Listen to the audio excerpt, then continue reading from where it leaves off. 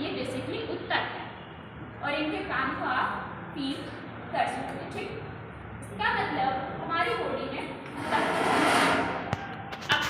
अच्छा, उत्तक से याद आया, लास्ट क्लास में बताया था, डेफिनेशन कौन बताएगा? उत्तक होते क्या हैं या टिश्यू क्या होते हैं?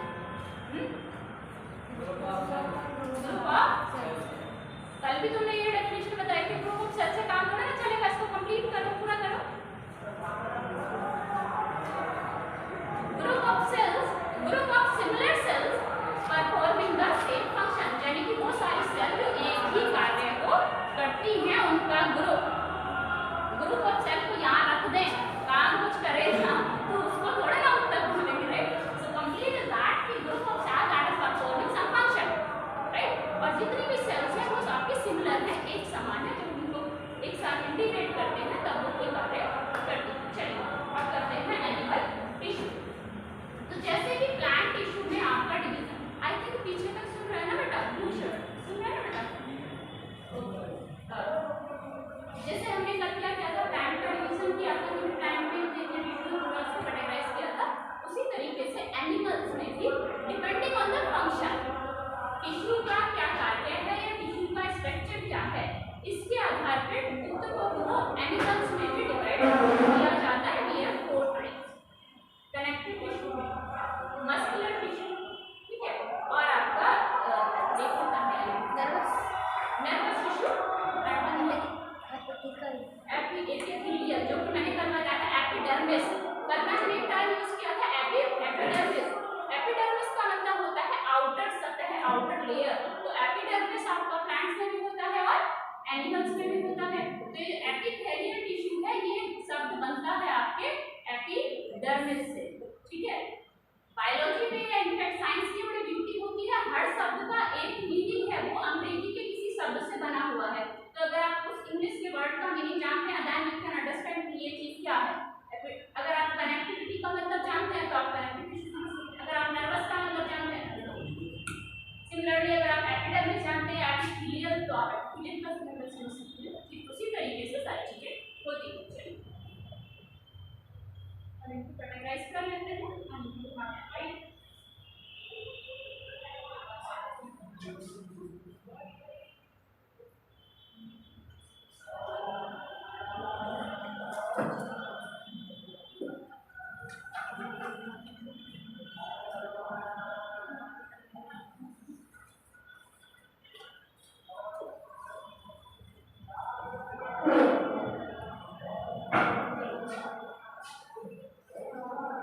इसके क्या है?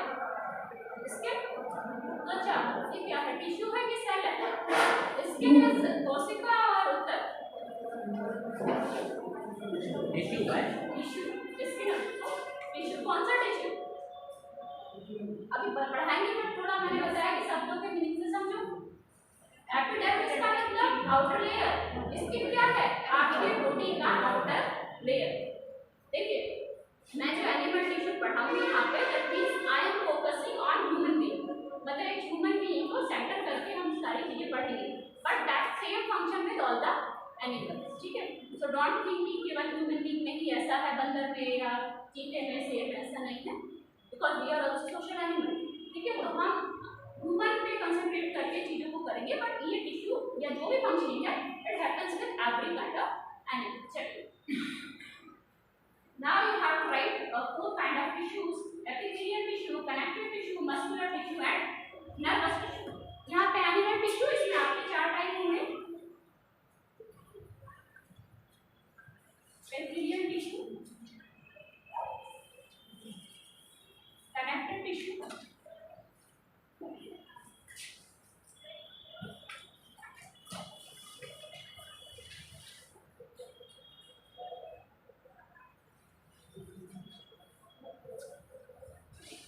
third one is your muscular tissue, and fourth one is your nervous tissue. क्या आपके 4 टाइप के टिश्यू हो गए हैं? One by one we will see each tissue. सबसे पहले आता है एपिथेलियल टिश्यू।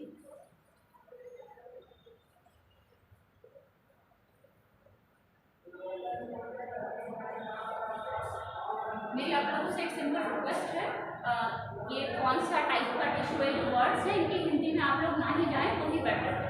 जो आपको नाम बताए जा रहे हैं वैसे के वैसे ही पढ़ लें, क्योंकि इनके जो हिंदी नाम होंगे ना वो इंग्लिश से मुश्किल होंगे।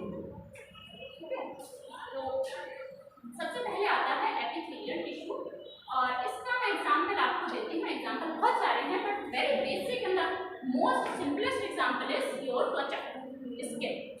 ठीक, तो इसका जो सबसे सिंपल एग्जाम्पल है वो है स्किन। अब स्किन वर्ड लिखने का बेसिकली ये पर्पस था कि अगर हम स्किन जानते हैं क्या होती है तो हम जान जाएंगे एपिथेलियल टिश्यू क्या है। ठीक है, तो आपकी जो स्किन होती है बेसिकली वो किसी भी लिम्ब का यूज होता है, दैट इज अंग, इन हिंदी इट इज अंग, तो any limb of your body, आपकी बॉडी का कोई भी अंग है, अगर उसको प्रोटेक्शन देना है, उसको कवरिंग देनी है, कौन करता है? Skin, right. तो एपिथेलियल टिश्यू का काम क्या है? एपिथेलियल टिश्यू का काम है ये आपके बॉडी के ऑर्गन्स को प्रोटेक्ट करती है। और ऐसा नहीं है कि हाथ पैर या स्टमक या हेड इन सबको प्रोटेक्ट करेगा। Epithelial tissue is a kind of covering, और ये कवरिंग आपकी बॉडी के अंदर भी होती है। आपकी बॉडी के बाहर तो देखिए ये स्किन है, वो एपिथेलियल टिश्यू है। एपिथेलियल टिश्यू बॉडी के अंदर भी पाया जाता है। आपकी बॉडी के अंदर एलिमेंट्री कैनाल है जिसमें खाना जाता है, क्या बोलते हैं उसको? आहार नली, तो उसकी भी एक कवरिंग होती है। तो आपके जो एलिमेंट्री कैनाल है यानी कि जिसमें खाना जाता है और डाइजेस्ट होता है, उसकी जो आउटर कवरिंग है वो भी एपिथेलियल टिश्यू की ही बनी हुई है। तो epithelial tissue is found inside your body also. Secondly, nasal cavity, that means जहां से हम सांस लेते हैं, संधि ग्रंथि, ग्रास नली या कुछ ऐसे। ठीक है, तो जो आपकी ये कैविटी होती है श्वास नली, जो आपकी ये कैविटी है जहाँ से आप सांस ले रहे हैं, तो वो भी आपका उसकी भी एक कवरिंग होती है। ठीक है, यानी कि ये जो आपका नसल डक्ट होता है, तो नसल डक्ट की भी एक कवरिंग होती है। ठीक है, तो वो कवरिंग किसकी बनी? Epithelial tissue.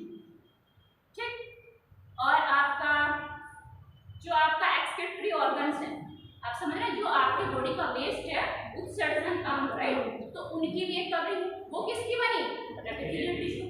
तो इसी तरीके से आपकी बॉडी के अंदर जितने भी ऑर्गन्स हैं सबकी एक कवरिंग होती है, एक प्रोटेक्टिव लेयर होती है, that is made up of epithelial tissue. तो ये सारी रामायण लिखी, ठीक है, जितनी मैंने बातें सुनी है इनको लिख लो, कल को भूल जाओगे। कुछ लोग हैं बिल्कुल वैसे बैठे रहते हैं, सुन लिया लिखना तो है ही नहीं, कलम तो चलानी नहीं है।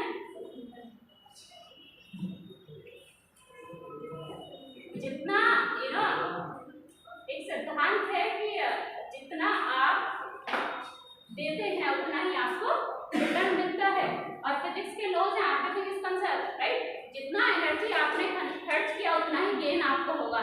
Now you are just listening, तो आप केवल मेंटल एनर्जी को खत्म कर रहे हैं, तो आपको गेन उतना ही होगा। If you are listening as well as you are writing, तो आप फिजिकल एनर्जी को भी खत्म कर रहे हैं, मेंटल को भी, तो आपको गेन डबल हो गया। ये सिंपल लिखा है।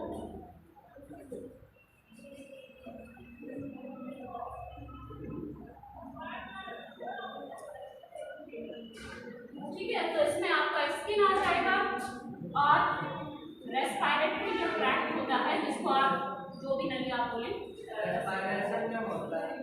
हाँ, तो रेस्पिरेशन क्या होता है? श्वसन की प्रक्रिया को रेस्पिरेशन कहते हैं, उसी का जो ट्रैक्ट होता है। ठीक है,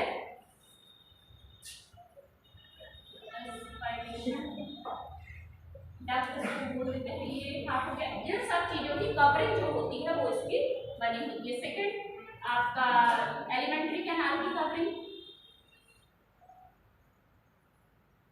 ठीक है, नेसल कैविटी, यानी कि जो आपके नाक के अंदर है, दैट इज नेसल कैविटी। इन सब की जो कवरिंग होती है, this is is made up of covering, वो किसकी बनी है?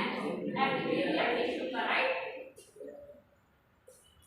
तो now you can think epithelial tissue basically किसी भी ऑर्गन को either inside your body that means skin और आउटसाइड योर बॉडी वो आपको उसको प्रोटेक्शन देता है, दैट मींस इम्पोर्टेंट।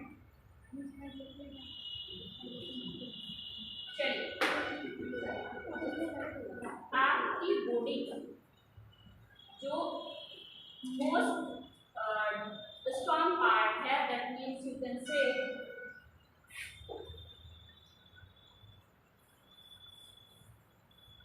इम्यूनिटी, जानते हो या हिंदी राइट? तो इम्यूनिटी जो है आपकी किसी भी बॉडी की इम्यूनिटी का मतलब क्या है कि रोगों से लड़ने की क्षमता। तो मोस्ट इम्यून पार्ट जो आपकी बॉडी का होता है, most immune part that means जो सबसे ज्यादा किसी भी डिजीज से लड़ सकता है, that is skin.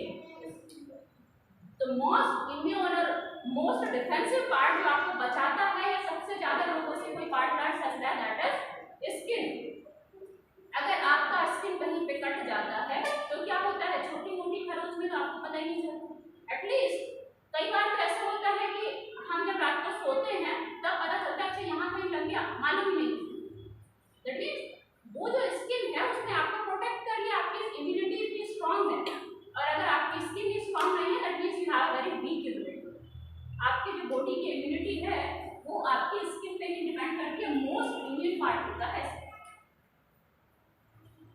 Because nowadays जो आप कोई भी डिजीज है उसके लिए सबसे जरूरी होता है हाइजीन, माने कि साफ स्वच्छता ये जो भी चीजें हैं। तो अगर आपकी बॉडी स्ट्रांग है तो अगर कुछ अनहाइजीनिक चीजें भी हैं, फॉर एग्जांपल आपने कुछ अनहाइजीनिक टच कर लिया but your skin is very strong, तो आपको कोई बीमारी होगी नहीं, वो आपको डिफेंड कर जाएगी, वो आपको बचा ले जाएगी। बिकॉज अगर आपकी स्किन ही वीक है तो आपने अगर अनहाइजीनिक पार्ट कहीं पे टच हो गया या कुछ अनहाइजीनिक आपने खा लिया तो भी आपका क्या होगा, आप बीमार पड़ेंगे। That means your skin is, ऐसा ही सबसे इंपॉर्टेंट ये हो जाता है एपिथेलियल टिश्यू। अगर एपिथेलियल टिश्यू आपका स्ट्रांग है तो आप कुछ बाहर का बर्गर पिज्जा भी खा जाएंगे तो भी आपको प्रॉब्लम नहीं होगी। But epithelial tissue is weak, तब आपकी जो एलिमेंट्री कैनाल है या जो स्टोमक की आउटर लेयरिंग है उसमें प्रॉब्लम हो जाएगी। तो इसलिए एपिथेलियल टिश्यू जो है आपका मोस्ट इम्यून टिश्यू माना जाता है और स्किन आपकी मोस्ट इम्यून पार्ट मानी जाती है इसलिए बॉडी पे। चलिए अब एक चीज होती है, एक वर्ड आपको ये पूछिए सीरिया, ये पे एक एग्जाम में पूछा है, कोई बताएगा ये क्या? कहीं सुना है थोड़ा भी कुछ? हाँ अरे कोई 10 साल पुरानी मेमोरी में, 4 महीने पुरानी मेमोरी में जाके थोड़ा सर्च करो। हाँ ओल्ड मेमोरी में जाया करो, कहीं ना कहीं थोड़ा इसके जोड़ डालोगे तो याद आ ही जाएगा। हाँ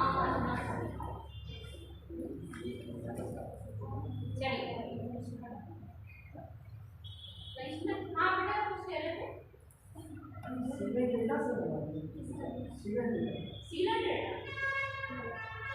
अच्छा चलिए, आपको छींक क्यों आती है ये बताओ। छींक आती है ना, sneezing, why we do sneezing? Dust वगैरह को वेरी नॉर्मली देखिए, अगर आप हेल्दी पर्सन है, जो भी यहाँ बात हो रही है वो एक हेल्दी पर्सन को लेके होगी, तो पहले दिमाग में डालें। अगर कोई किसी की इम्यूनिटी प्रॉब्लम है, कोई पहले से बीमार है तो वो उसको नहीं कर सकता। एक हेल्दी पर्सन को नॉर्मली छींके नहीं आती, ठीक है? कब आती है? जब कोई डस्ट हो, ठीक है, या फिर पास में किसी दूसरे बंदे ने छींक दिया या फिर वो बीमार। यही इन जनरल, मैं कोई भी चीज पर्टिकुलर में नहीं बता रही। जैसे मतलब day before yesterday somebody said कि हम पेड़ भी चलता है, वो सेक्शुअल केसेस हर जगह होते हैं, क्योंकि ज्ञान का समुद्र तो पता नहीं किसने कहा, ज्ञान का तो समुद्र है। And what I know this much, तो अगर हम इतना सा जानते हैं तो दुनिया में ठीक है। चलिए, तो होता क्या है कि क्या छींक पड़ेगा, तो हमें छींक क्यों आती है? भूल है तो आगे, तो ऐसा भूल ने क्या किया कि हमको छींक आ गई। उसने क्या किया? एलर्जी होती तो क्यों हो गई एलर्जी? ऐसा भूल में क्या है कि आपको एलर्जी हो गई? बैक्टीरिया आ गए, जरूरी थोड़ा है ग्रुप में बैक्टीरिया हो ना। Is it mandatory, is it compulsory कि ग्रुप में बैक्टीरिया हो? यूनिवर्सल रूल नहीं है। हम तो सारी सिचुएशन को लेकर बात कर रहे हैं ना। आपकी बात 99% सही है, बैक्टीरिया हो सकते हैं, बट ऐसा हमेशा नहीं होता कि बैक्टीरिया। तो वही काम आपका ये जो है सिलिया, उसका यही काम है बताने के लिए। देखो जो आपकी रेस्पिरेटरी डक्ट है, यानी कि जहाँ से आप सांस लेते हैं, ठीक है, उसमें एक हेयर लाइक स्ट्रक्चर होता है। मुझे ड्राइंग बनानी नहीं आती, आई एम सॉरी, बट ऐसे कुछ ये यहाँ पे नाम हो गई ऐसे करके, तो ये आपका कुछ ऐसे ऊपर अरे बेटा इतना सुंदर डायग्राम है, समझ लो कि कैसे ये है, ठीक। तो इसकी जो कैनाल है, यहाँ से जो आप ये जा रहे हैं नाक से जो वेसल है, इसमें हेयर लाइक स्ट्रक्चर ऐसे होता है, यानी कि दोनों तरफ आपके कुछ बाल जैसा फाइबर जैसा स्ट्रक्चर इस डक्ट में मिलता है। विंड पाइप कह लो, राइट, ठीक है। तो यहाँ एक आपका हेयर लाइक स्ट्रक्चर मिलता है, उसी हेयर लाइक स्ट्रक्चर को बोलते हैं सिलिया। तो जो आपको छींके आती हैं उसमें क्या होता है, ये सिलिया है, ये रजिस्ट करता है, यानी कि ये अवरोध उत्पन्न करता है, फिर आप उस पर रिएक्ट करते हैं। छींक आना मतलब आप किसी क्रिया पे रिएक्शन दे रहे हैं, आप उसमें प्रतिक्रिया दे रहे हैं। तो क्रिया क्या होती है, जैसे धूल जाती है तो यहाँ पे धूल हो जाती, इकट्ठी होगी, तो ये सिलिया है, ये आपका आपके माइंड को सिग्नल देगा, ये रिएक्ट करना शुरू कर देगा, कुछ तो एबनॉर्मल है। देन यू न्यूटन का तीसरा नियम, जैसे यहाँ क्रिया हुई, आपने प्रतिक्रिया दी, अब वही प्रतिक्रिया आपके छींक के रूप में। तो सिलिया जो होते हैं वो हेयर लाइक स्ट्रक्चर होता है आपके डक्ट में, और वो आपका रजिस्ट करता है जब भी डस्ट जाएगी या कुछ भी आपके अनवांटेड पार्टिकल आपकी डक्ट में जाएगा, ठीक है। तो ये भी आप बेटा लिख लो। सिलिया क्या होता है, ये आपका हेयर जैसा एक स्ट्रक्चर होता है जो कि यहाँ पाया जाता है।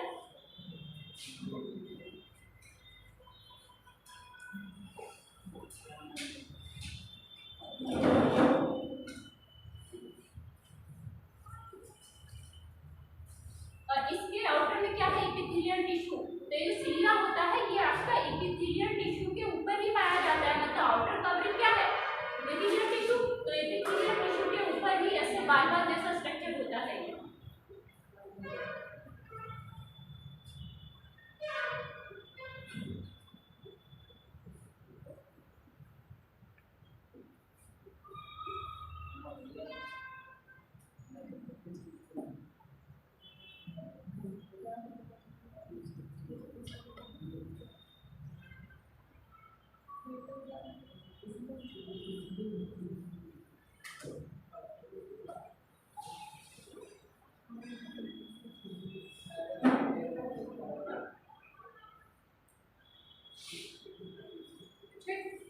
दूसरा चीज जो एपिथेलियल टिश्यू होता है वो कवरिंग होती है, ये मैंने बता दिया कहाँ कहाँ मिलता है। तीसरी चीज जो टिश्यू है किससे मिलकर बना है, सेल से।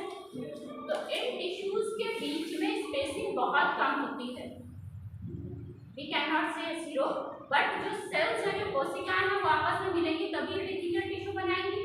तो जब कोई चीज ज्वाइंट होती है तो वहाँ पे चांसेस क्या है कि आपका कुछ स्पेसिंग रह जाए। तो एपिथेलियल टिश्यू में स्पेसिंग आर वेरी लेस, यानी कि उसके बीच में जो खाली जगह होती है बहुत कम होती है, ठीक है। तो ये तो फर्स्ट पॉइंट हो गया, कवरिंग करेगा। दूसरा, spacing between the cell is very less, spacing कोशिकाओं के बीच में जो जगह है वो बहुत कम होती है या फिर नेग्लिजिबल, नगण्य। Spacing between the cell is very less.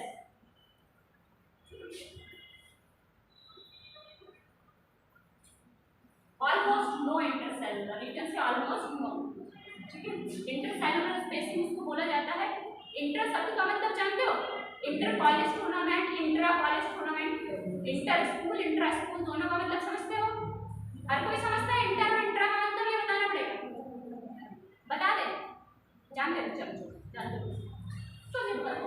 तो इंटरसेलुलर का मतलब, इंटर जो शब्द होता है वो तो अलग अलग चीजों के लिए इस्तेमाल किया जाता है, इंट्रा जो है वो एक खुद के लिए इस्तेमाल किया जाता है। तो इसको बोला जाता है स्पेसिंग बिटवीन द सेल जो है ना, ये पूरा इस चार वर्ड ना लिख के आप केवल एक चीज लिख दे सकते थे, इंटर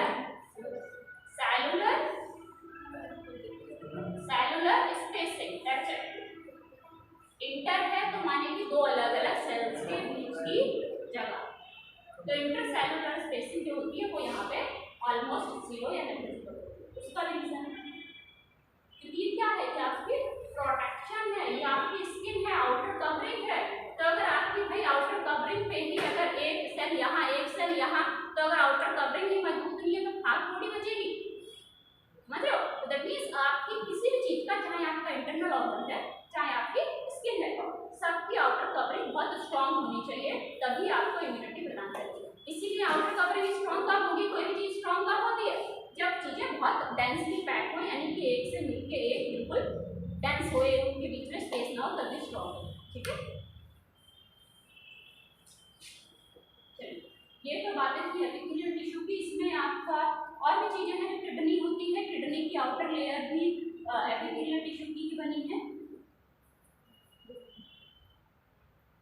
और माउथ की जो लाइनिंग है, दैट मींस मुंह के अंदर जो ये आपके जार्स हैं, जबड़े, ये जो आउटर लेयर, आई डोंट, कोई बायोलॉजी वाला है जिसने बायोलॉजी से 12th किया हो, आपने ये एक्सपेरिमेंट किया है गाल में से सेल निकाल के?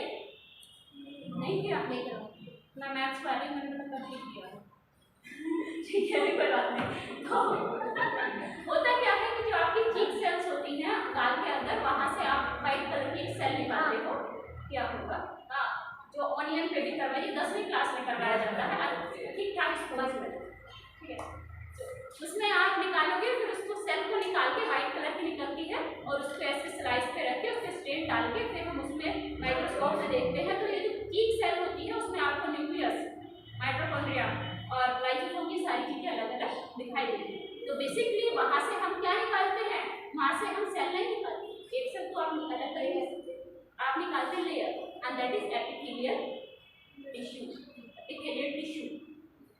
तो आप जो गाल खुद से भी निकालोगे ऐसे करके, नेल्स अगर है थोड़ा सा निकल जाते हैं, तो वो आपकी जो स्किन होती है अंदर, दैट इज जो आपकी माउथ की लाइनिंग है, वो भी आपकी एपिथेलियल टिश्यू है।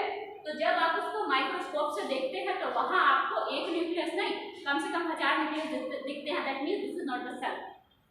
अगर इतने ज्यादा न्यूक्लियस है तो ये एक सेल तो है नहीं, this is combination of cells. क्या है कॉम्बिनेशन ऑफ सेल्स? टिश्यू, और टिश्यू, और टिश्यू कौन सा, एपिथेलियल। तो माउथ की लाइनिंग भी उसी की, एक तरीके से समझ लीजिए, जो भी लाइनिंग है किसी भी ऑर्गन की, आपका इंटरनल ऑर्गन में जाए, उसकी जो कवरिंग है वो एपिथेलियल टिश्यू। मैंने इसलिए बताया क्योंकि एक्सपेरिमेंट वगैरह करवाए जाते हैं, तो कई बार बहुत मतलब बेसिक है। ये निकालते हैं ऑनियन सेल में से भी, आप प्याज का वो निकालते हैं व्हाइट। ऑनियन पे क्या था, हाँ, तो ऑनियन पे क्या था, वो भी एपिथेलियल टिश्यू है। हम लोगों ने इस पे कॉल किए, वो वाला बहुत कम करते हैं, बच्चे नहीं करने देते हैं, हाँ बच्चे निकलवाते हैं इसके अंदर के। अच्छा, तो वो भी आपका एपिथेलियल टिश्यू है। बेसिकली इट्स माय नेचर कि आई कनेक्ट, जो आपने स्कूल में किया है आप उसको जोड़ सके कि भाई हमने क्या किया था, जिससे कि एग्जाम में कहीं आए तो याद तो आ जाए कि मैडम ने स्टोरी बताई थी, ऐसे करके। चलिए, ये बात थी सारी एपिथेलियल टिश्यू। दूसरी बात, जो एपिथेलियल टिश्यूज होते हैं वो परमिएबल होते हैं कि नॉन परमिएबल? परागम्य और अपरागम्य, ठीक है। तो परमिएबल है या नॉन परमिएबल, बताइए।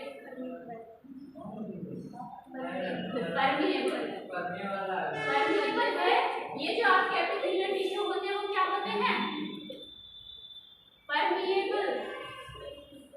अगर परमिएबल नहीं होंगे तो ये जो आप दुनिया भर का कॉस्मेटिक लिपापोती करते हो, तो that means that is going inside the skin, तो वो परमिएबल है। और आपकी बॉडी के अंदर जो पार्ट्स हैं, तो सारे पार्ट्स आपकी जो हमारे शरीर की संरचना है वो कहीं ना कहीं एक दूसरे से इंटरलिंक है, तभी एक सिंगल बॉडी बनी है। तो बॉडी के अंदर जो ऑर्गन है, अगर हम बात करें किडनी का, तो वो और उसके सराउंडिंग जो एनवायरनमेंट है उसके बीच में गैसेस का और आपका जो लिक्विड है उसका आदान प्रदान होता रहता है, किसके द्वारा, एपिथेलियल टिश्यू। तो एपिथेलियल टिश्यू आपके परमिएबल भी होते हैं, ठीक है। स्किन और आउटर एनवायरनमेंट में जो गैसेस हैं उनका आदान प्रदान होता है, right. So that's why these are the permeable. तो ये तीन उनकी खास बातें हैं स्पेशल।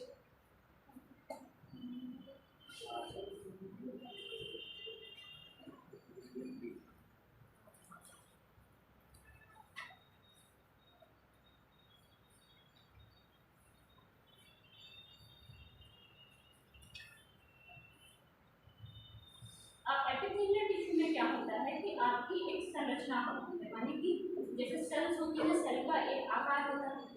जब एक आकार टाइप की सेल मिल जाएंगी तो ये बन जाएंगी, ऊतक बन जाएंगी। अब इस ऊतक में भी एपिथेलियल टिश्यू में भी आपके डिपेंड करता है कि टिश्यू का शेप कैसा है। तो अगर टिश्यू आपका क्यूबॉइडल है, ट्यूब जानते हैं दैट घन है, क्यूबॉइडल टाइप से है तो उसको क्यूबॉइडल एपिथेलियल टिश्यू बोलेंगे, ठीक है। अगर सर्कुलर है तो सर्कुलर एपिथेलियल टिश्यू बोलेंगे, ठीक। तो यही इसमें 2-3 टाइप के टिश्यू होते हैं, जैसे कि क्यूबॉइडल है, मरकोइडल, ठीक है। तो ये डिपेंड करेगा कि उस टिश्यू का आकार कैसा है, ठीक। तो आपके पास क्यूबॉइडल टिश्यू यहाँ पे हो जाएगा, तो उसमें आपकी जो सेल्स होंगी वो कैसे होंगी, घन के जैसे। अगर घन आकार की सेल है, कोशिकाएं हैं, उनसे मिलकर एपिथेलियल टिश्यू बनेगा तो उसको बोलेंगे क्यूबॉइडल एपिथेलियल टिश्यू, ठीक है। तो इसमें आपका क्यूबॉइडल एपिथेलियल टिश्यू भी, तो इसी में आपका टाइप एक होता है क्यूबॉइडल एपिथेलियल टिश्यू। मैं इसलिए बता रही हूँ क्योंकि हमारे बोर्ड में बहुत इंपॉर्टेंट पार्ट में पाया जाता है क्यूबॉइडल। बेटा आवाज ना करो, कोई समस्या है तो मुझे बता दो। क्यूबॉइडल एपिथेलियल टिश्यू तो ये आपका बना हुआ होता है ट्यूब टाइप की सेल से, ट्यूब जैसी सेल से ये बना होता है। और एक इसका जो आपका लीवर होता है ना, लीवर की जो आउटर होती है दैट इज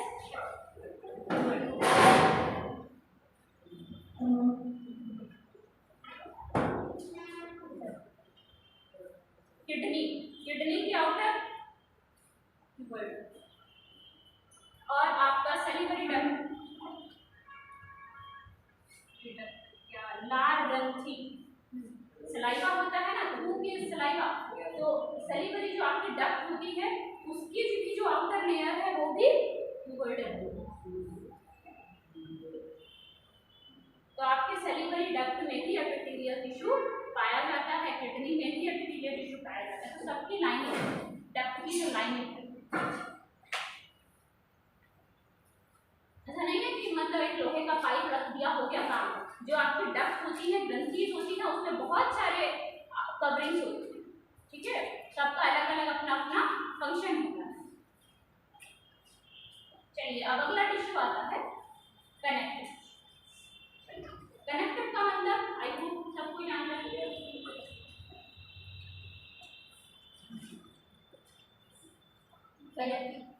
कनेक्टिव माने सहयोगी या फिर अगर आपका दो अलग अलग चीजें हैं उनको अगर आप जोड़ रहे हैं दैट इज कनेक्शन। इसका जो कनेक्टिव टिश्यू है उनका काम कुछ ऐसा ही है और ये बनेगी भी किसी तरीके से। चलिए कनेक्टिव टिश्यू में पहले ये देख लो, फिर पूरा बोर्ड साफ करके कनेक्टिव टिश्यू हो गया सब बात।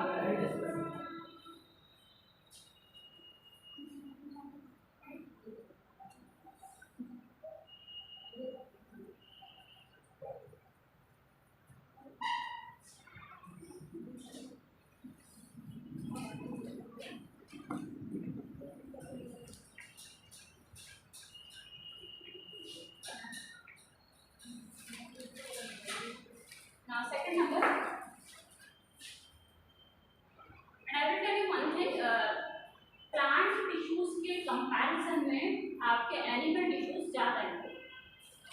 एग्जाम पॉइंट ऑफ व्यू से अगर देखा जाए तो एनिमल टिश्यूज ज्यादा है।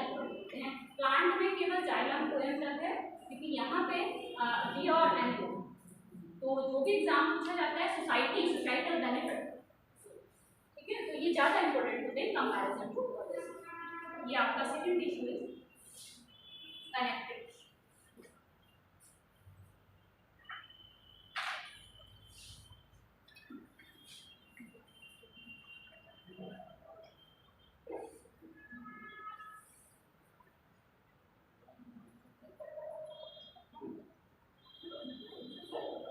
एग्जाम्पल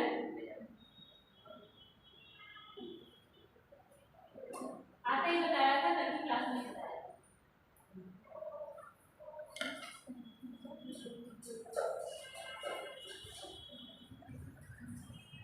आज भी बताया है और कल की क्लास में भी, कल भी जब भी आता connective tissue blood, right. So blood is करेंगे। जैसे कि आपने स्किन को, अगर आप स्किन समझ गए तो आप पूरा एपिथेलियल टिश्यू, उसी तरीके से अगर आप लोग ब्लड समझ गए तो पूरा कनेक्टिव टिश्यू समझ।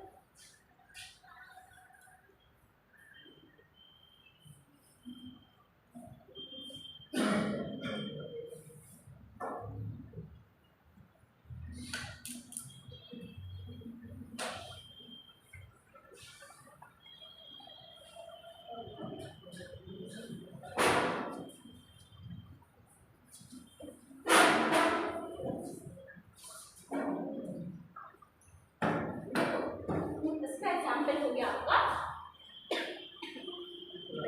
Blood tissue.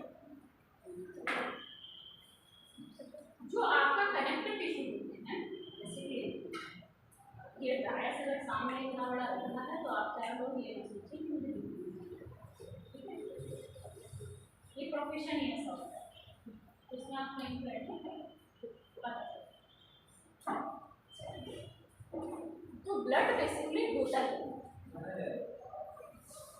ब्लड का आप जिसे पढ़ते हो आरबीसी, डब्ल्यूबीसी, तो रेड ब्लड सेल्स और है तो दोनों ब्लड का ही पार्ट, ठीक है। दूसरी चीज ब्लड लाइन, तो इसका कहने का मतलब क्या होगा, इसमें दो अलग अलग तरीके की सेल्स हैं।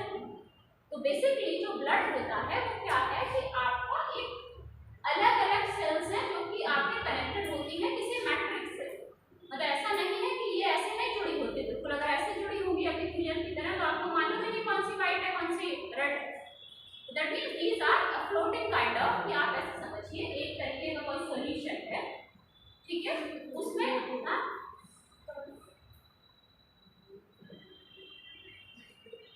अब बोल ही दो, मतलब मैं खुद ही आप ऐसे समझिए जैसे कोई सॉल्यूशन होता है, इतना ज्यादा लिक्विड नहीं, थोड़ा सा जेली टाइप, जेली समझते हो ना, जेली काइंड ऑफ सॉल्यूशन, और उसमें सेल्स जो है वो सस्पेंडेड है। सॉल्यूशन में सस्पेंशन का मतलब है कि पार्टिकल वो सॉल्यूशन से जुड़ा हुआ भी है और वो बाहर नहीं जाएगा, लेकिन दूसरे पार्टिकल से नहीं जुड़ा हुआ, उसको बोलते हैं सस्पेंशन, सस्पेंड। तो पार्टिकल्स आपके एक इस तरह के सॉल्यूशन में सस्पेंडेड है, तो एक पार्टिकल इधर है मान लीजिए, दूसरा पार्टिकल इधर है, इनके बीच में एक होती है मैट्रिक्स। मैट्रिक्स क्या है, बेसिकली एक तरीके का सॉल्यूशन आप मान लीजिए, ठीक है, जो कि इस पार्टिकल को इस पार्टिकल को जोड़ रहा है, तब बोलते हैं सस्पेंशन। अब आ जाइए ब्लड, एक सेल इधर है एक सेल इधर है, तो ये दोनों सेल के बीच में अच्छी खासी स्पेसिंग है, तो इसके बीच में हम एक तरह का मैट्रिक्स या एक तरीके का सॉल्यूशन भर लेते हैं जो कि इस सेल को और इस सेल को कनेक्ट करे। That's why it is a connective tissue. तो यहाँ सबसे पहली बात, स्पेस अच्छा खासा है इनके बीच में। एपिथेलियल में आपके बहुत डेंसली पैक है, एक से एक मिलके है, यहाँ क्या है, एक सेल यहाँ एक सेल यहाँ, तभी तो आप पहचान कर लेते हो ये आरबीसी और डब्ल्यूबीसी है, अदरवाइज हम कैसे पहचान करेंगे। तो इसका मतलब इनके बीच में क्या है, आपके लूजली स्पेस, लूजली माने ढीले ढाले। अगर किसी चीज है, अगर आप कोई पॉलिथीन लेते हैं उसमें चीजें आपके ढीली ढाली भरी होती है, क्या उसको मूव कर सकते हैं, हिला डुला सकते हैं, तो आप उसको चीजों को अलग अलग निकाल भी सकते हैं। बट अगर आपकी जो पॉलिथीन है उसमें कोई ऑब्जेक्ट है तो बस तो यहाँ बहुत डेंसली पैक्ड है लाइक दिस, तो आप उनको अलग अलग नहीं कर सकते। कुछ इसी तरह का ब्लड का भी मामला होता है, ठीक है। तो ब्लड में क्या होता है कि दो अलग अलग यहाँ पे सेल्स होती हैं, उनके बीच में एक मैट्रिक्स होती है जो इसको कनेक्ट कर रही है, तो इनके बीच में स्पेस अच्छा खासा आपको मिल जाएगा, इसलिए इनको बोलते हैं लूजली पैक्ड, यानी कि ढीले तरीके से पैकिंग इनकी है, इनकी सेल्स की, क्योंकि ब्लड अपने आप में एक टिश्यू है और इसके अंदर है सेल्स, तो सेल्स की जो पैकिंग है, कोशिकाओं की जो पैकिंग है वो लूज है, तो स्पेस आपको अच्छा खासा मिल जाएगा। और जब लूज है तो वहाँ जो स्पेस पड़ा हुआ है उसमें एक आपकी मैट्रिक्स या एक तरीके का सॉल्यूशन है, ठीक है। तो इसीलिए इनको बोला जाता है कनेक्टिव टिश्यू, यानी कि इनके अंदर जो सेल है वो एक सॉल्यूशन के द्वारा एक सेल से दूसरे सेल पे कनेक्टेड। समझ पाए, मैंने थोड़ा मतलब डेली लाइफ से भी कनेक्ट करके एग्जांपल देने की कोशिश की।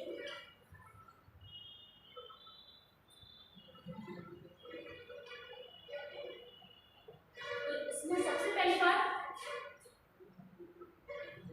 Loosely packed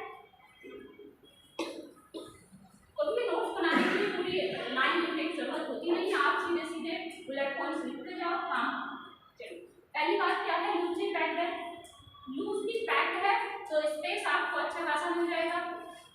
large spacing usually पेरिसल और यू कैन से inter spacing is larger. Large spacing तो आप ये भी लिख सकते हैं कि inter cellular spacing is larger. Third point,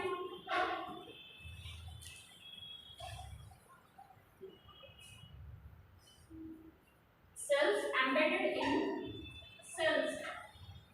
embedded या suspended, इसका embedded in intercellular matrix, intercellular matrix। तो basically intercellular matrix, now see the word intercellular matrix, यानी कि एक ऐसी मैट्रिक्स जो इस और इस सेल को जोड़े, उसमें आपकी कोशिकाएं पड़ी रहती हैं। तो ये इंटरसेलुलर मैट्रिक्स क्या होगा, ये एक तरीके का फ्लूइड और लिक्विड में अंतर जानते हो ना, लिक्विड बहुत पतला होता है अगर कॉमन भाषा में कहें, एंड पानी is also kind of a fluid, और फ्लूइड थोड़ा सा पानी की तुलना में थोड़ा सा विस्कस होता है, ठीक है। क्या बोल रहे हो हाँ, मतलब फ्लूइड जो आपके गैसेस हैं और लिक्विड है, दोनों ही फ्लूइड के पार्ट हैं। तो यहाँ पे कुछ फ्लूइड रहेगा,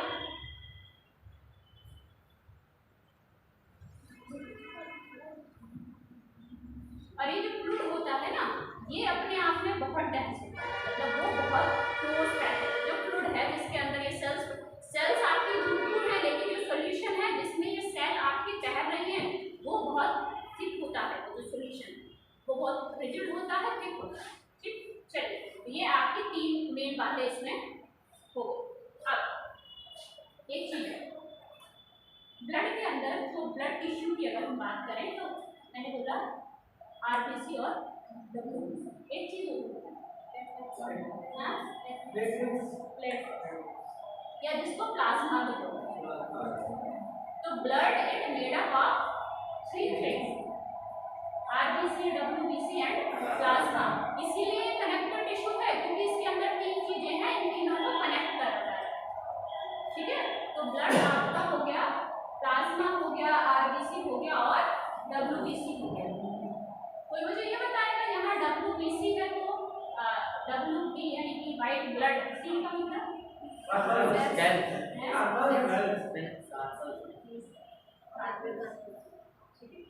तो that is white blood corpus. कई बार अगर कहीं आपको एक्सपेंडेड फॉर्म लिखना है तो उसमें डेफिनेटली सेल भी होगा। 99% हम ये सोचते हैं कि white blood cell, but in reality that's corpus. तो आपके ब्लड के अंदर क्या क्या हो गया, प्लाज्मा,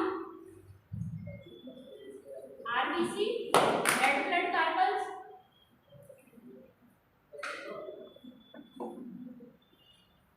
और डब्ल्यूबीसी व्हाइट ब्लड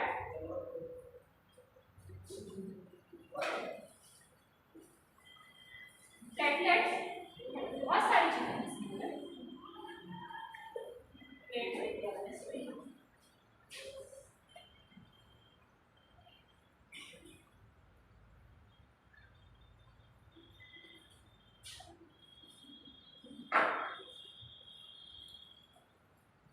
ब्लड में आपके प्रोटीन भी होते हैं, तभी ये कनेक्टिव टिश्यू है क्योंकि इसमें इतनी सारी चीजें ना, और सारी चीजें एक दूसरे से जुड़ी हैं। इसमें आपका प्लेटलेट्स के साथ साथ प्रोटीन भी होता है।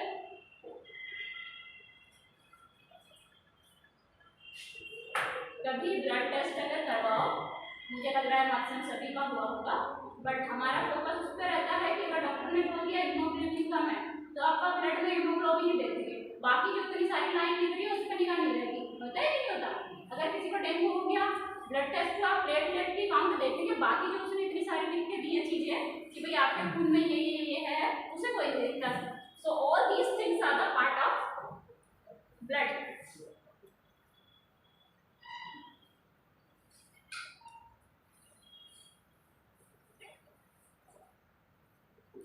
ठीक है, इसीलिए अब इसको कनेक्टिव टिश्यू बोला जाता है, समझते हैं। तो इसका मोस्ट बेसिक एग्जांपल आपका होता है ब्लड। चलिए अब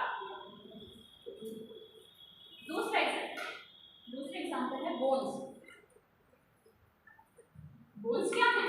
बेसिकली बोन्स भी तो अगर आप देखेंगे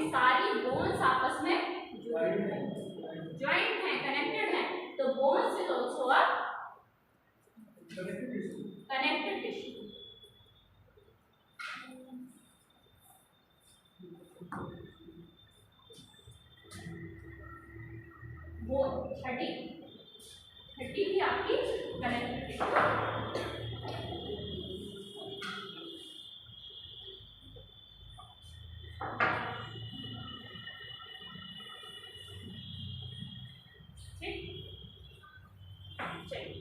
अब यहाँ पे बात आई है कि एक इंटरसेलुलर मैट्रिक्स होगी जिसके अंदर आपकी वो सेल्स पड़ी होगी, एक टाइप के सेल्स को इकट्ठा कर देंगे तो उनको वो WBC आ गया।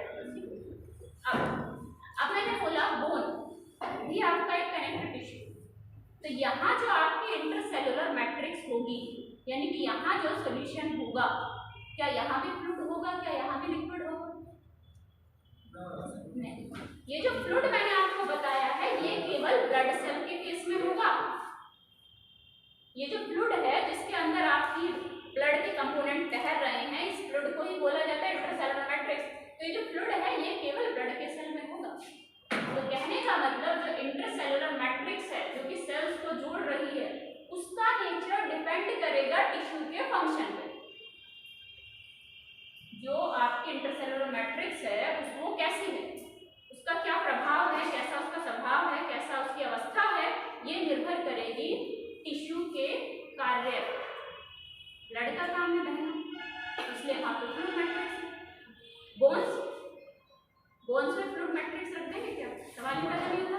Bones are very strong part of our body, तो वहाँ पे तो अपने को कोई सॉलिड चीज डालनी है, कोई सॉलिड आपका होगा सस्पेंशन, उस सॉलिड चीज में सेल्स आपके पड़ी होगी। तो बेसिकली एलिंगेशन मैट्रिक्स का इंटरसेलुलर मैट्रिक्स का मतलब है कि उसके बीच में सेल्स आपकी पड़ी है। अगर ब्लड है तो फ्लूइड में पड़ी हुई है, अगर बोन्स है तो किसमें पड़ी है? अच्छा ये बता दो, सॉलिड चीज होगी, लिक्विड होगी, गैस होगी? बोन्स बनाने के लिए जो टिश्यू आप बोन्स टिश्यू कैसा बनेगा? सॉलिड होगी, राइट? राइट। तो बोन्स के केस में जो इंटरसेलुलर मैट्रिक्स होगी जिसमें कि बोन की सेल पड़ी रहती हैं, वो आपकी मैट्रिक्स कैसी होगी? Solid. And that is combination of calcium the phosphorus. कहते हैं ना हड्डियां कमजोर हो गई कैल्शियम के टैबलेट्स खाने की वजह से। तो हड्डियां क्या कमजोर हो गई? वो हड्डी किससे मिलकर बनी है? सेल से। सेल एक जगह पड़ी हुई थी, तो सेल किसमें पड़ी हुई थी? कैल्शियम और फास्फोरस के पाउडर में। तो बेसिकली आपका जो हड्डी क्षय हुई तो वो पाउडर ही क्षय हुआ क्योंकि उसके अंदर सेल है, ठीक है? तो दैट मींस यहाँ पे जो आपकी बोन्स हैं ये आपकी पड़ी होती है एक मैट्रिक्स में, जो मैट्रिक्स आपकी बनी होती है कैल्शियम और फास्फोरस। तो इंटरसेलुलर मैट्रिक्स कैसी होगी ये निर्भर करेगा टिश्यू के कार्य। ये लाइन आप स्टार मार के लिख लीजिए कि इंटरसेलुलर मैट्रिक्स की अवस्था कैसी होगी, सॉलिड है, लिक्विड है, गैस है, उसकी अवस्था निर्भर करती है ऊतक के कार्य कि उसका कार्य क्या है।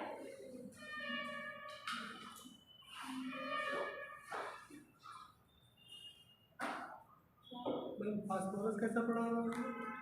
फास्फोरस और कैल्शियम आपके पाउडर फॉर्म में होते हैं and powder is white phosphorus, red phosphorus, फिर कौन सा फास्फोरस? मैम हड्डियों के अंदर कैंसर हो जाता है, उसका कारण क्या होता है? हड्डियों के अंदर कैंसर हो जाता है, लाइपोमा। सारे कैंसर का एक ही कारण है, किसका बढ़ना? इसमें नहीं आरबीसी बढ़ता है, unhealthy fooding habits, you know, इसमें से मैं कोई कमेंट नहीं करूँगी लेकिन जो हड़दोई का ट्रेंड है मोस्टली लोग 10 चीज़ें, तो उस पर कोई भी आप ऐसे स्मोकिंग करें या कुछ भी चीज़ें उनके ऊपर बड़ा साफ साफ लिखा होता है ना, cancer causing agents are found in this, है ना, या हाँ या लिखा होता है हिंदी में भी कि यह कैंसर करता है या ऐसा कुछ लिखा होता है, मैंने देखा है। क्या हुआ? नहीं होता? होता है ना, बट इसमें उस पर लिखा होता है मुखा कैंसर होता है, फिर हड्डी का कैंसर है। बॉडी के अंदर ना बेटा सारे पार्ट एक दूसरे से कनेक्टेड हैं। हड्डी का कैंसर आप पूछ रहे हो एग्जैक्टली, आई डोंट नो कि क्या रीजन होता है बेसिकली हड्डी के purpose, but I am telling you for your societal benefit कि आपकी जो ईटिंग हैबिट्स होती है वो आपकी पूरी बॉडी को कंट्रोल कर रही है। हम कहाँ के बोन्स पे थे, तो ठीक एक टिश्यू हो गया आपका क्या बोलते हैं कनेक्टिव टिश्यू में, एक हो गया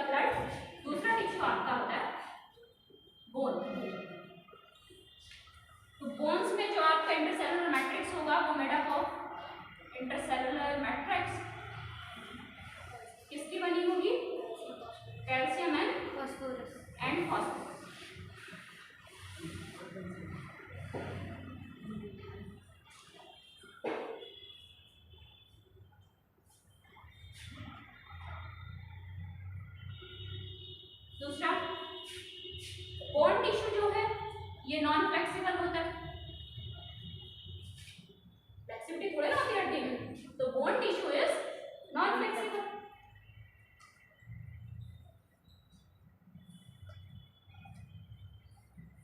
तीसरा, स्ट्रॉन्ग टिश्यू है ये। तो ये तीन बातें आपके बोन टिश्यू के बारे में हो गई।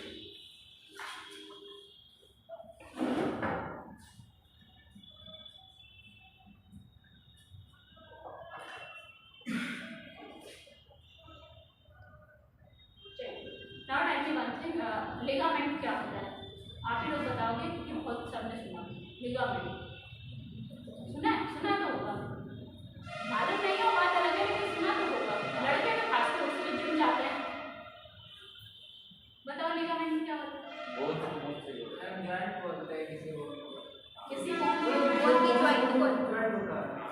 बोन की जॉइंट, हाँ इंटरजॉइंट उसको लिगामेंट बोलते हैं। अच्छा, तो लिगामेंट क्या है? एक ऊतक है। क्या है लिगामेंट? सेल है भाई। बॉडी के अंदर कुछ भी चीज है उसका एक नाम है। सेल होगा, ऊतक होगा, ऑर्गन होगा, ऑर्गन सिस्टम होगा, लिम्ब होगा, तो उसका नाम होगा उसका लिगामेंट। सेल है लिगामेंट। सेल से कि सेल दोनों? Single cell. क्या बोल रहे हो? बताओ लिगामेंट जो है, बहुत पता नहीं, मैंने ऑप्शन दिया। लिगामेंट इज सेल और tissue? Tissue. Very good, ligament is tissue. Ligament वो टिश्यू है जो कि आपकी बोन को बोन से जोड़ता है, और लिगामेंट टिश्यू भी कनेक्टिव टिश्यू है। दो टिश्यू हो गए, तीसरा टिश्यू लिख लीजिए लिगामेंट टिश्यू। ये सब वो नाम है बोन को बोन से जोड़ता है, blood bone.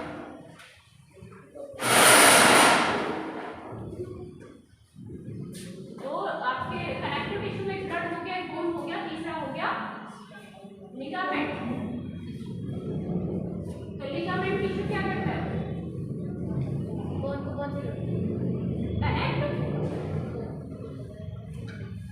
Bone to bone. Bone.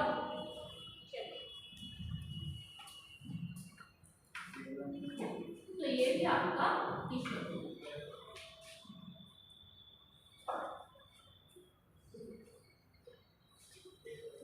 और इस टिश्यू की एक और खास बात है, ये जो लिगामेंट टिश्यू होता है ये इलास्टिक नेचर का होता है। इलास्टिक जानते हैं ना, जो कैसे खिंच जाए। प्लास्टिक चीजें नहीं खींचती, इलास्टिक चीजें खिंच जाती हैं। तो जो लिगामेंट टिश्यू होता है वो प्लास्टिक होता है, इलास्टिक होता है। ये आपका जो लिगामेंट टिश्यू होता है ये प्लास्टिक टाइप का होता है। तभी कई बार क्या होता है, बोन ज़्यादा खिंच जाती है, खासतौर से जो आपके जिम जाते हैं, जिम ट्रेनर बहुत लिगामेंट पे बहुत ध्यान देता है कि आपकी लिगामेंट की इलास्टिसिटी कितनी है, उसकी कितनी कैपेसिटी है कि वो बढ़ सके, तभी आप स्ट्रेचिंग एंड ऑल द चीज़ें करते हैं। तो ये आपका कैसा टिश्यू है? इलास्टिक। एक चीज होती है दूसरा, टेंडन। टेंडन का नाम सुना है? यस मैम, बोन्स और मांसपेशियों को मतलब बोन्स और muscles muscle, right. Second connective tissue is, मतलब fourth, 2 3 4, fourth is tendon. Tendon 1 2, ये आपका हो गया fourth. Fifth connective tissue is tendon, जो क्या करता है? It connect bone to muscle, हड्डी को मांसपेशियों से जोड़ता है, दैट इज योर टेंडन। तो ये पांचों आपके कनेक्टिव टिश्यू के सिंबल हैं। और भी बहुत है बट हमने फिलहाल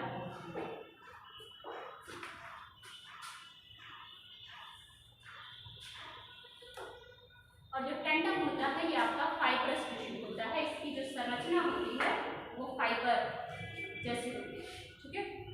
ये भी देख लो, जो आपका टेंडन होता है ये कैसा है? फाइबर।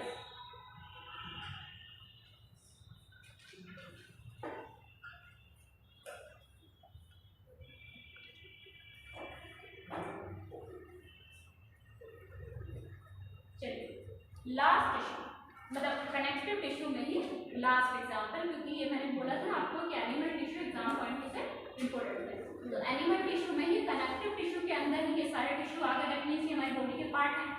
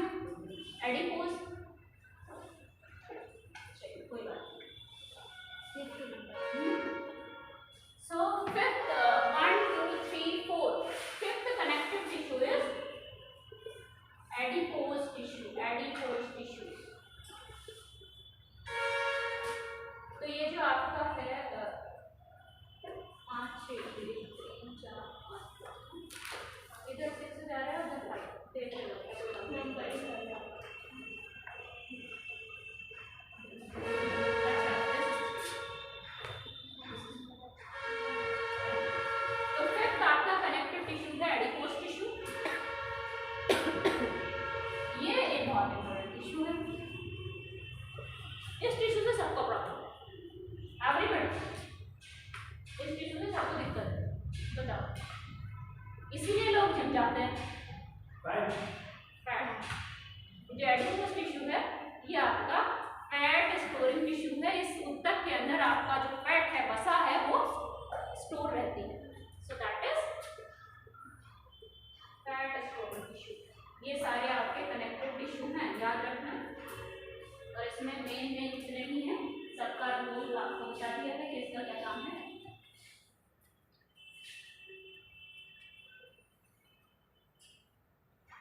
ये पाया कहाँ जाता है भाई?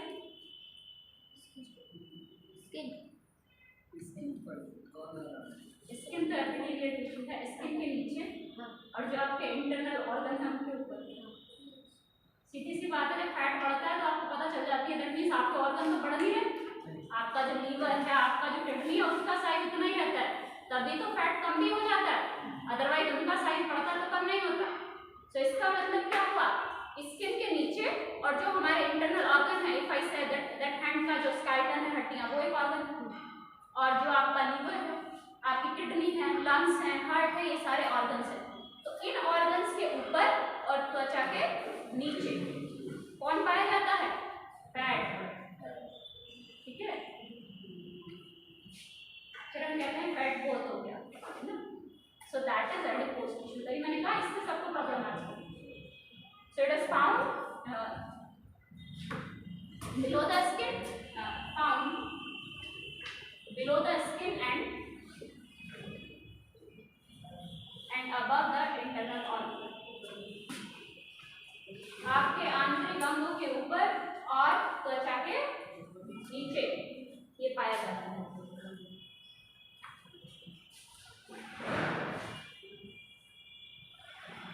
चलिए, अब अपने कनेक्टिव टिश्यू हो गया। अगला टिश्यू आता है मस्कुलर टिश्यू।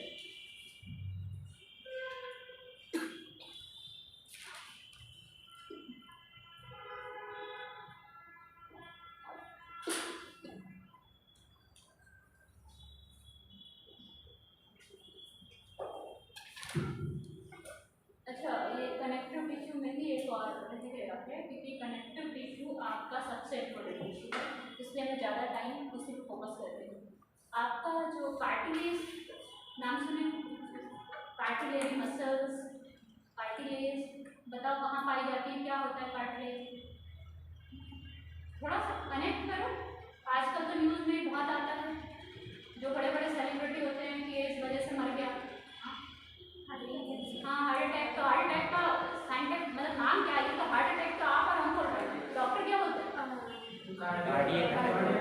ठीक है, तो दैट मीन्स जो आपके हार्ट में जो मसल होती है वो मस्कुलर टिश्यू नहीं होती, कार्डियक मसल्स होती हैं, वो आपका कनेक्टिव टिश्यू है।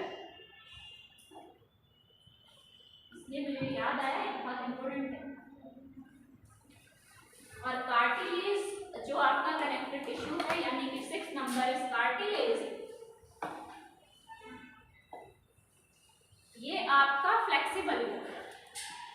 आपकी नाक में कार्टिलेज, ये मोड़ दो ऐसे ऐसे कुछ भी, राइट, कार्टिलेज। कान को मोड़ देते हो, कार्टिलेज। गले का ये पार्ट ऐसे दब जाता है, इफ यू ट्राई। तो ये जो है आपकी ये जो कैविटी होती है, इसको आप प्रेस करेंगे तो दब जाता है, right. So that is cartilage. तो आपकी नोज फ्लेक्सिबल, ईयर फ्लेक्सिबल, तो इसमें क्या होता है, आपका कार्टिलेज टिश्यू होता है। ठीक है, तो कार्टिलेज टिश्यू कैसा हो गया आपका? Flexible tissue.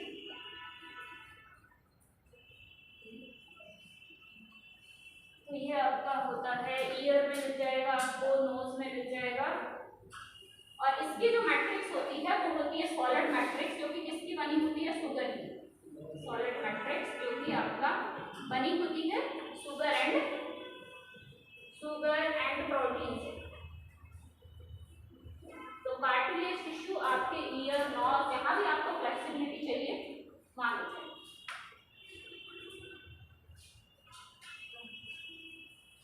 इसकी सॉलिड मैट्रिक्स होती है, उसमें आपका शुगर और प्रोटीन की बनी होती है, ये आपका फ्लेक्सिबल होता है। ठीक, फ्लेक्सिबल कब होगा? जब आपकी सेल्स जो है वाइडली स्पेस्ड होंगी, माने कि ये पूरा एक मैट्रिक्स पड़ी हुई है, इसमें एक सेल यहाँ पड़ी है, एक सेल यहाँ पड़ी है, एक सेल यहाँ पड़ी है, दैट मीन्स बहुत दूर दूर है, वाइडली बहुत चौड़ाई पे रखी हुई सेल्स हैं, तभी तो ये सब चीज़ें ऐसे मुड़ जाती हैं, राइट? तो दैट इज योर कार्टिलेज। अब आ जाते हैं मस्कुलर टिश्यू पे। चलिए muscular now third number type of tissue में थर्ड, ये जो नंबरिंग है दिस इज कनेक्टिव टिश्यू के example. Now type of tissue में जाइए, थर्ड नंबर है मस्कुलर टिश्यू। रब कर दें सारा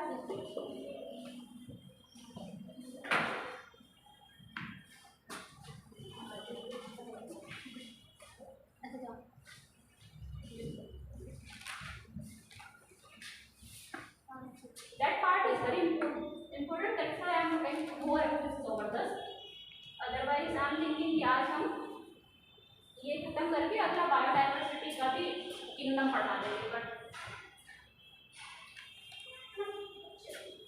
third type of tissue is muscular tissue.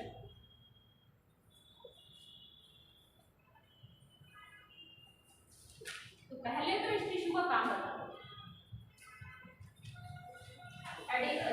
Epithelial tissue का काम पता चल गया, कवरिंग देता है, आपको प्रोटेक्ट करता है, immunity and all. Connective tissue का काम पता चल गया, ब्लड है तो ये आपका दो अलग अलग सेल्स बड़े को कनेक्ट करता है। अब मस्कुलर टिश्यू का क्या काम है? हमारी बॉडी में जो मूवमेंट होते हैं, जो गति होती है, उसको कौन कंट्रोल करता है? मस्कुलर टिश्यू, ठीक है?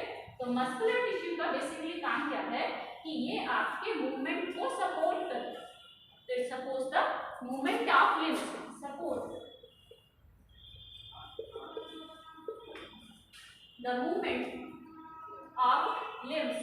लिम्स का मतलब होता है अंग, तो आपकी बॉडी के जितने भी अंग हैं उनका जो गति हो रही है उसको सपोर्ट से करता है।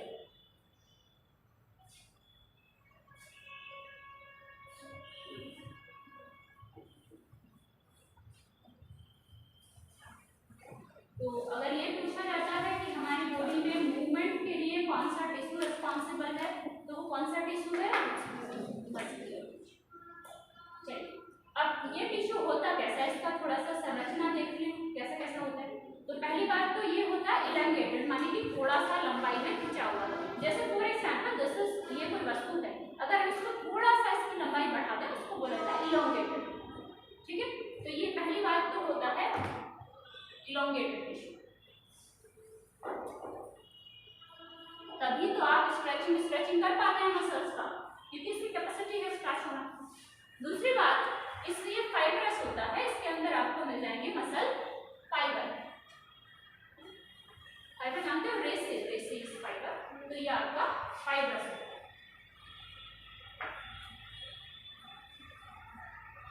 मसल्स में एक प्रोटीन पाया जाता है, उसका क्या नाम है? मसल इज मांसपेशी। मांसपेशियों में पाए जाने वाले प्रोटीन का नाम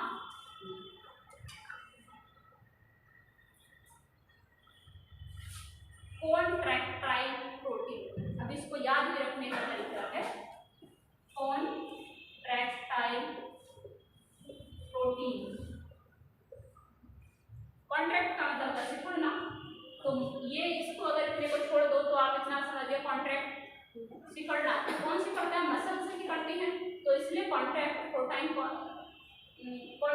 प्रोटीन इज द प्रोटीन जो कि आपकी मसल्स में पाया जाता है, found in muscles.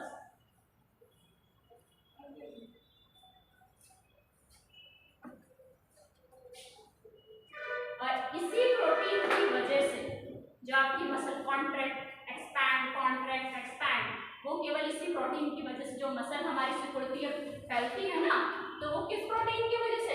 Contractile protein की वजह से। तो आपकी मांसपेशियों का जो सिकुड़ना और फैलना है वो इस प्रोटीन की वजह से।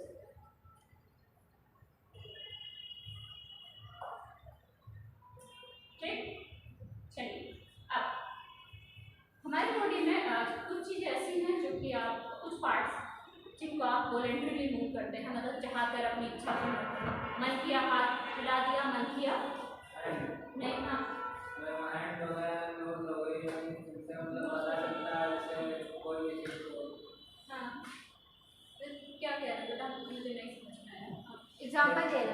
एग्जाम्पल दे रहे हैं। Okay right.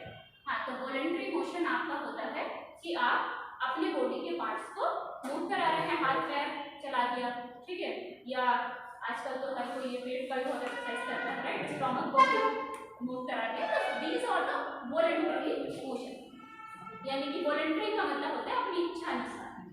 दूसरी चीज क्या, हमारी बॉडी में कुछ चीज ऐसी भी है जो हमारी इच्छा हो ना हो वो तो चलेंगी चलेंगी। कैसे गर्दन हिला रही हो, जियोगी कैसे फिर? हाँ, तुम्हारी इच्छा हो या अगर तुम्हारी इच्छा से ये सब कंट्रोल होगा तो तुम तो हाँ बोलो बेटा, कुछ कह रहे थे? जी जी राइट। तो हमारी बॉडी में दो तरीके की मसल्स होती है, मुझे नहीं पता कि हिंदी क्या है, बट एक होता है वॉलेंट्री मसल्स जो हमारी इच्छा के अनुरूप है, हम जिनको चाहें हिला लें, जिनको ऐसे मन किया हाथ उठा दिया, मन किया नीचे कर दिया, पैर हिला दिया या नहीं हिलाया। दूसरी चीज होती है इनवॉलेंट्री मसल, जो कि हम चाहें ना चाहें वो मांसपेशियां तो अपना काम करेंगी ही करेंगी। तो कोई भी मुझे इनवॉलेंट्री मसल का एक एग्जांपल बता दो कि हमारे बॉडी में हार्ट राइट है, आपका हार्ट है, आप चाहो ना चाहो 24 आवर्स काम करता है, so that is involuntary muscle. Blood pumping है, आप चाहो ना चाहो हमेशा पंपिंग होगा, राइट। लंग्स, हाँ लंग्स है, तो ये आपकी ऐसी मसल्स हैं इंटरनल ऑर्गन की जो कि आपके ना चाहने पे भी काम करती हैं, तो इनको बोला जाता है इनवॉलेंट्री मसल्स। वॉलेंट्री मतलब आपकी इच्छा के अनुरूप, इनवॉलेंट्री मतलब इच्छा के अनुरूप नहीं है। तो मसल्स में ही फिर आपकी दो तरीके की मसल्स हो जाती हैं, इसी को मतलब वो मसल्स टिश्यू का ही एग्जाम्पल है, involuntary muscles and voluntary muscles, ठीक है। तो इसी को हम ऐसे कर देते हैं, इनवॉलेंट्री मसल, इसको आप कर दीजिए वॉलेंट्री मसल, जो आपके वॉलेंट्री मूवमेंट को सपोर्ट करे, इच्छुक मूवमेंट जो आप करना चाह रहे हैं उसका सहयोग करें, वॉलेंट्री मसल। जो आपके इनवॉलेंट्री, आपकी इस पर डिपेंड नहीं करता, जो आपके इनवॉलेंट्री मूवमेंट को, गति को सपोर्ट करे वो इनवॉलेंट्री मसल। वॉलेंट्री में कुछ भी लिख दो, हाथ पैर सब वॉलेंट्री में ही आते हैं आपके। इनवॉलेंट्री में हार्ट, ब्लड पंपिंग, लंग्स,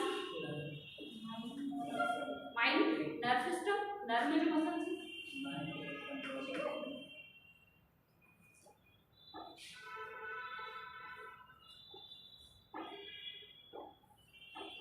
तो जो वॉलेंट्री मसल्स होती हैं, ये हाथ पैर का, ये सब बेसिकली आपके जो ढांचा है, दैट मींस स्केलेटन जो है आपकी बॉडी का, तो स्केलेटन में जो मसल्स हैं वो सारी वॉलेंट्री मसल्स होंगी, क्योंकि आपके अंदर जो मसल्स हैं हार्ट के अंदर जो है वो स्केलेटन में नहीं आएंगी, वो उसके इनर पार्ट में, तो वो आपकी इनवॉलेंट्री मसल्स होंगी, ठीक है। और कार्डियक मसल्स, अब मुझे ये बताओ कार्डियक मसल जो होती हैं उसको हम वॉलेंट्री मसल में, वॉलेंट्री मसल में रखेंगे कि involuntary muscle? Involuntary. Cardiac muscles are involuntary muscles, क्योंकि वो स्केलेटन का पार्ट नहीं है, वो आपकी विश पे काम नहीं करता, आपका हृदय। अगर विश पे काम करना करता तो फिर सोसाइटी की बनती।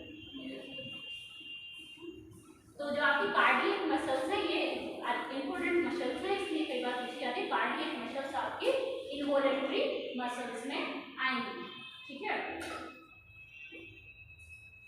क्या हमारी आईज की कोई मसल है जो, आंखों की मसल्स किसमें आएंगी, वॉलेंट्री या इनवॉलेंट्री?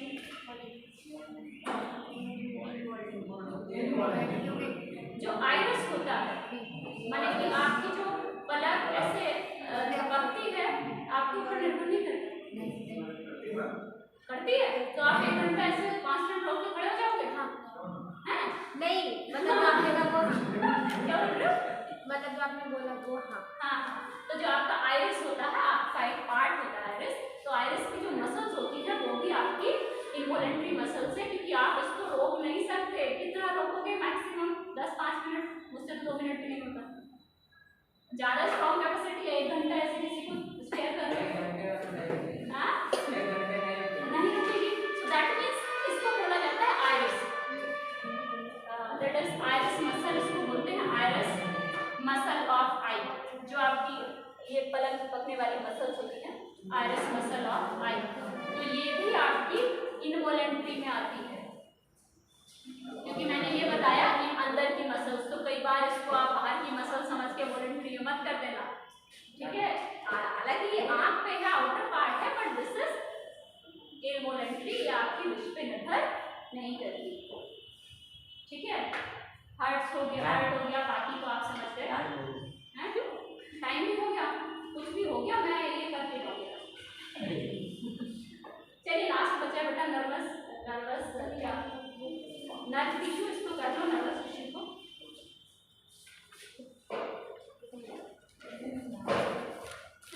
अगली क्लास थोड़ा एक्सटेंड कर देंगे, बिकॉज आज की चीजें बहुत।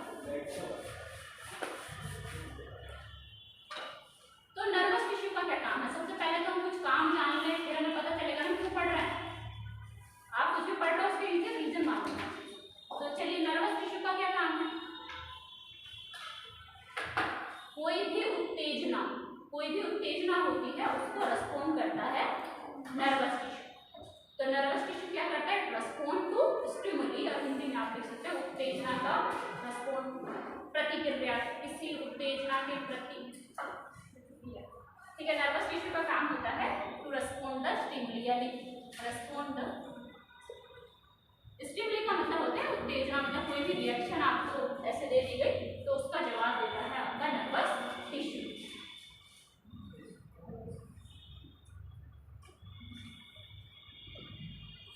इसमें आपका नर्वस टिश्यू में मेनली आपका जो वो न्यूरॉन वाला चित्र अगर याद हो, जब मैंने पहली क्लास सेल करवाई थी तो उसमें मैंने बताया था एक फिक्स सेल होती है जो कि नर्व वाली, उसको बस उससे ये बनानी आती है बायोलॉजी में।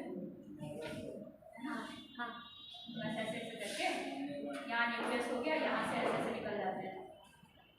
So basically this is your nervous tissue, ठीक है। इसमें ये जो पार्ट्स होते हैं इनको बोला जाता है डेंड्रॉइड।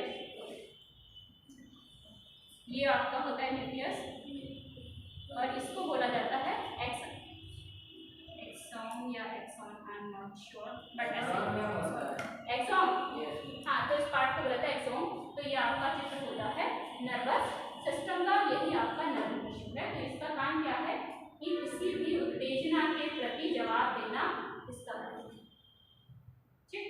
हाथ में पिन चुभ गई तो आपको मालूम है कि पिन है, यहाँ हाथ हटाना है, तो यह जैसे यहाँ ये पिन लगी तो ये जो आपका नर्व सिस्टम है इसने आपके दिमाग को जवाब दिया कि आप अपना हाथ हटा लो, ठीक है। तो ये काम होता है आपका। सिग्नल जो भी है वो आपके नर्व फाइबर से, सिग्नल यहाँ से जाता है